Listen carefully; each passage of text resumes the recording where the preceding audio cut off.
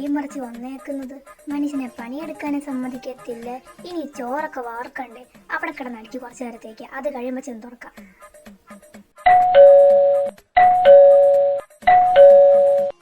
ഓ, എന്റെ ചെവി പൊട്ടി. എടി അനു, ആ കോളിമ്പൽ അടിക്കുന്ന ആരാന്ന് എന്ന് നോക്കടി. മഹതിക്ക് കിടക്കപ്പായി എഴുന്നേക്കാൻ അറിയായിരുന്നില്ലേ? എന്നിട്ടാണ് അവിടെ ഇത്ര നേരം ചെറുണ്ടൂടി കിടന്നത്. പോയി കോളിമ്പൽ അടിക്കുന്ന ആരാന്ന് എന്ന് നോക്കടി. ഞാൻ ഇവിടെ ചോറ് വാർക്കുന്ന കണ്ടില്ല. എന്നാ പിന്നെ നീ ഒരു കാര്യം, നീ ചോറ് വാർക്കുക, ഞാൻ പോയി നോക്കാം. അയ്യോ, അത് വേണ്ട, ഞാൻ പോയി കോളിമ്പൽ അടിക്കുന്ന ആരാന്ന് നോക്കോളാം. കൊച്ചിവിടെ നിന്നുകൊണ്ട് ഈ ചോറങ്ങ് വാർക്ക്. എപ്പോഴും ഞാനല്ലേ ഈ പരിപാടിയൊക്കെ ചെയ്യുന്നത്. ഇനി കുറച്ചാൾ നീ അങ്ങോട്ട് ചെയ്യ്. പ്ലാന് നീട്ടില്ല. ആരാ വന്നേക്കുന്നേ? നിങ്ങളോ?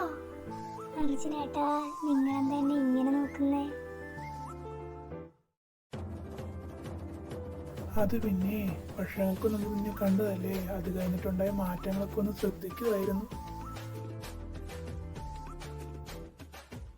അയ്യേ, എന്റെ അഞ്ചുക്കുച്ച് കരയുവാണോ? എന്തിനാ കരയുന്നത്? ഇത്ര നാളായിട്ട് ഇപ്പൊ വരുമ്പോഴത്തേക്ക് എന്റെ മുമ്പിൽ നിന്ന് കരയുന്നു. ഇങ്ങനൊന്നും കരഞ്ഞുകൂടാ കേട്ടോ.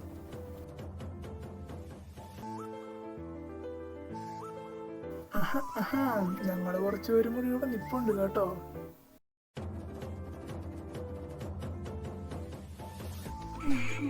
അത് പിന്നെ കുറച്ച് നാൾക്ക് ശേഷം കണ്ടപ്പോഴേ പെട്ടെന്ന് ആ ഒരു ആകാംക്ഷയിൽ അങ്ങോട്ട്. ഒന്ന് പോടാ അങ്ങോട്ട്. എത്ര നാൾക്ക് ശേഷം എന്റെ കൊച്ചിനൊന്ന് കാണുന്നു. അന്നേരം ഒന്ന് ഹക്ക് ചെയ്യുമ്പോൾ സമ്മതിക്കത്തില്ലാത്തവന്മാര്. ഞങ്ങൾക്കെല്ലാം മനസ്സിലായേ. നടക്കട്ടെ നടക്കട്ടെ. ഞങ്ങള് വെറുതെ സ്വർഗത്തിലെ കട്ടുറുമൊന്നും ആകാൻ നിൽക്കുന്നില്ല. അല്ല, രുദ്രേട്ടനുണ്ടാ ഇവരുടെ കൂടെ? രുദ്രേട്ടനും വന്നായിരുന്നു ഇവരുടെ കൂടെ. അടിപൊളി. എങ്കിൽ പിന്നെ നിങ്ങൾ വരുന്നതിൻ്റെ കൂടെ ഒരു പെട്ടിയും കൂടെ ഓർഡർ ചെയ്തുകൂടായിരുന്നു?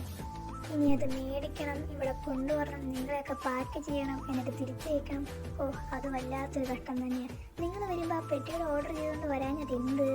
ഇങ്ങനെയായിരുന്നെങ്കിൽ ഞങ്ങൾക്ക് കൂടെ കൂടുതൽ 2 പെട്ടിയുടെ ഓർഡർ ചെയ്യായിരുന്നു. എടി അഞ്ചു, നീ ഞങ്ങളെയൊക്കെ കണ്ടപ്പോൾ നിന്റെ ഉള്ള കിളി മുഴുവൻ പറന്നു പോയോ? ഒരു പരിസരബോധം ഇല്ലാത്ത സംസാരങ്ങളൊക്കെ പറയുന്നു. അല്ല, നീ എന്തേ ഉദ്ദേശിച്ചത് മനസ്സിലായില്ല. അല്ല, പെട്ടി എന്തിനാ? അതുണ്ടല്ലോ, സത്യം പറഞ്ഞാൽ രുദ്രേട്ടൻ വരികയായിരുന്നാണ് ഞാൻ കരുതിയത്. ഇവരും മാത്രമേ കാണുള്ളൂ. രുദ്രേട്ടനും കൂടെ ഉള്ളത് കൊണ്ട് മിക്കവാറും ഇവിടെ ഏതെങ്കിലും ഒരു കൊലപാതകം നടക്കും. സൂര്യക്ക് അറിയത്തില്ല നിങ്ങൾ വരുന്ന കാര്യം. പറഞ്ഞു കഴിഞ്ഞാൽ അവൾ സ്കൂട്ടാവും എന്നറിയാവുന്നത് ഞാൻ മനഃപൂർവ്വം പറയാതിരുന്നതാണ്. അടിപൊളി. അപ്പൊ അടുത്ത വന്നിട്ട് രുദ്രയുടെ പപ്പയും മമ്മിയും രുദ്രയ്ക്ക് വേണ്ടി ആണ്ടുവരി ഇടേണ്ടി വരുമല്ലേ? കൂടത്തിൽ നമ്മളെ ഒന്നും ചെയ്യാതെ വിട്ടാൽ മതിയായിരുന്നു. അല്ലേലും എനിക്ക് തോന്നിയത് ഇവനെയും കൊണ്ട് വന്ന എന്തേലും പ്രശ്നം ഉണ്ടാകുമെന്ന്. പിന്നെ ഞാൻ ചോദിക്കാൻ വന്നു, എവിടെ എൻ്റെ സുന്ദരി കുട്ടിയായ അനുക്കുട്ടി? എവിടെ? ഓടാ പട്ടി. അനു, അവളകത്ത് അടുക്കളയിൽ അടിപൊളി പണിയില്ല. ഞാനായിരുന്നു എപ്പോഴും ഫുഡ് ഉണ്ടാക്കലും ഇവർക്ക് വിളമ്പി കൊടുക്കലൊക്കെ. ഇനിയിപ്പോൾ കുറച്ച് നാളത്തേക്ക് ഇവർക്ക് വലിയ ജോലിയൊന്നുമില്ല. അപ്പം ഇവളോട് ചെയ്യാൻ ഞാൻ പറഞ്ഞു. അതിൻ്റെതായ അലിശ്യം തീർക്കുമായിരിക്കും അകത്ത്. വാ, നിങ്ങളൊക്കെ കയറുക, അകത്തോട്ട് പോകാം.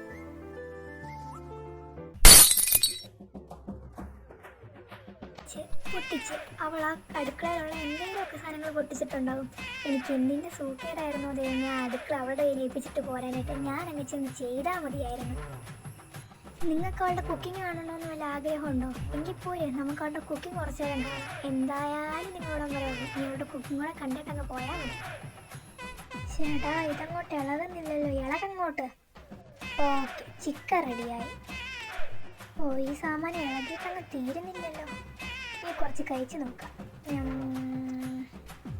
വലിയ രസമൊന്നും ഇല്ല കഴിക്കാൻ, എന്നാലും എവിടേക്കും എന്തൊക്കെയോ ഒരു ടേസ്റ്റ് ഉണ്ട്. സൂര്യയ്ക്കും അഞ്ജുവിനും എൻ്റെ പാചകം ഭയങ്കര ബോറാണല്ലോ പറഞ്ഞു കേട്ടത്.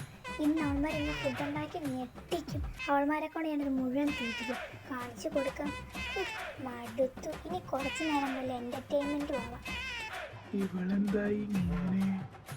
നിങ്ങളിവിടെ ഈ സഭ ഫസ്റ്റ് കാണുന്നതുകൊണ്ടാ. പതിയെ പതിയെ ശരിയായിക്കോളും. പിന്നെ ഭാഗ്യത്തിന് ഇന്ന് ഞങ്ങൾ മാത്രമല്ലല്ലോ കഴിക്കാൻ, നിങ്ങളും ഉണ്ടല്ലോ. അതുകൊണ്ട് സമാധാനമുണ്ട്. നമുക്ക് ഒരുമിച്ച് അങ്ങ് അനുഭവിക്കാം. ശരി, അങ്ങോട്ടൊന്ന് നോക്കിക്കേ. ഇപ്പോഴത്തെ ട്രെൻഡിങ് പാട്ടേതാ? ഒരു പാട്ടങ്ങ് പാടിയാലോ? അന്നത്തെ പാട്ടേ. ആ പാട്ടയൊക്കെ പോയിട്ട് കുറച്ച് നാളായി. വേറൊരു സാധനം പിടിക്കാം. ആടാട്, അതങ്ങ് പിടിക്കാം.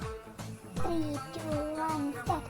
ആടാട് ആടാട് ആടാടാടാട്, ആടമ്മേ ആടമ്മേ കാവിലെ നല്ലമ്മേ, അമ്മ ആടി കളിക്കുമ്പോഴേ, അമ്മ വാർമുടി കട്ടുമ്പോഴേ, നല്ല ചോടുകൾ വെക്കുമ്പോഴേ താളം പിടിക്കണയ്യ, ചോടുകൾ വെക്കുമ്പോഴേ താളം പിടിക്കണയ്യ. അത്രയൊക്കെ മതി.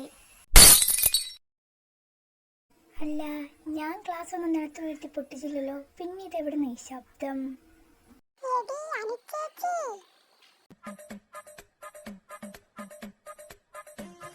ദൈവമേ, നിങ്ങളിതെപ്പോ എഴുന്നേറ്റ്? മക്കളെ, നിങ്ങളിതെപ്പോഴാ എഴുന്നേറ്റേ?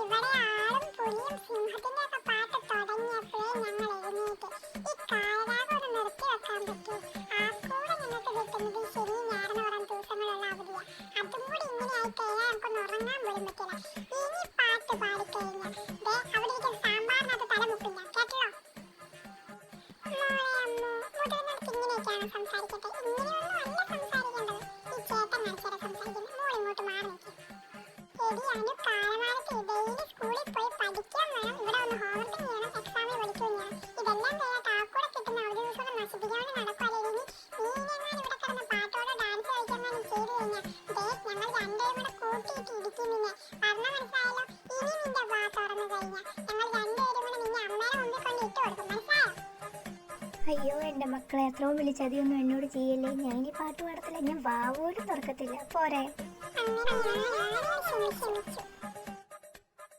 അല്ല, ആ രണ്ട് കുട്ടികളാരാ? ഏത്? അതോ? അവരൊക്കെ ഇന്ന് സാക്ഷ ആൻഡ് സത്യ രണ്ടുപേരും തമ്മിൽ ഭയങ്കര സ്നേഹം.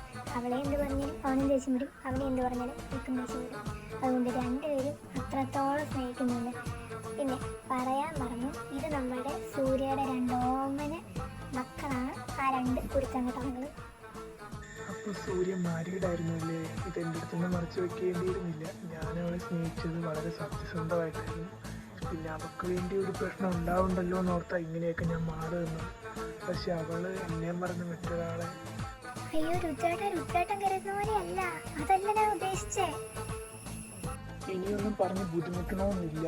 ഒരു ന്യായീകരണങ്ങളും എനിക്ക് കേൾക്കുകയും വേണ്ട. പിന്നെ ഇത്രയൊക്കെ എന്നോട് ചെയ്ത സ്ഥിതിക്ക് സൂര്യനെ കണ്ടിത് എന്തിനായിരുന്നു കൂടി ഒന്ന് ചോദിക്കണം. നിർത്തണോ? നീ ഇത്ര നേരം പറഞ്ഞോണ്ട് എന്നിട്ട് കേട്ടത് മര്യാദയുള്ളതുകൊണ്ടാണ്. പിന്നെ നീ പറയുന്ന രണ്ട് മക്കളും അത് നിന്റെ മക്കളാ, അവളുടെ മാത്രമല്ല. പറഞ്ഞാൽ കേട്ടോളൂ.